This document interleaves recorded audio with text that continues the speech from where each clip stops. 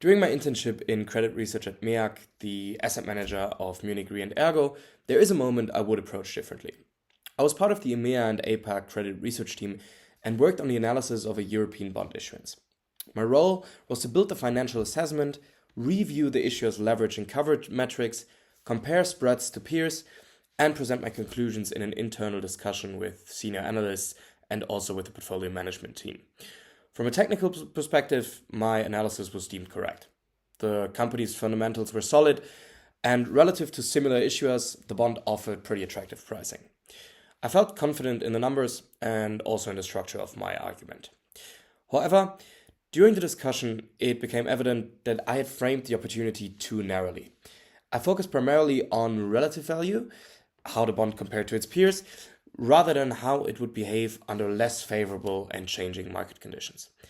The portfolio managers were less interested in whether the spread looked attractive in isolation and more concerned with the downside risk and the broader impact on portfolio exposure.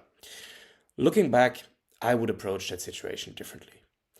I would begin by defining the key risks and the decision context before presenting my analysis.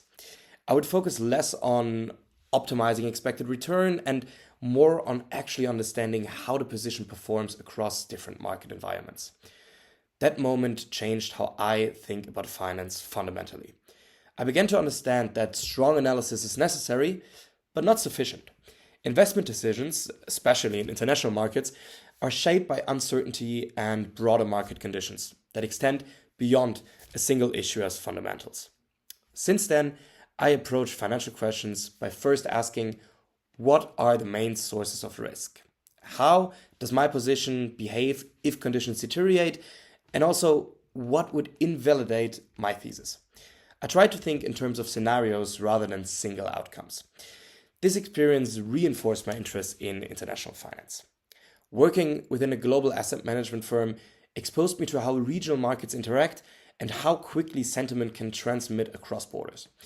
It made clear to me that financial judgment requires both quantitative discipline and an understanding of global market dynamics.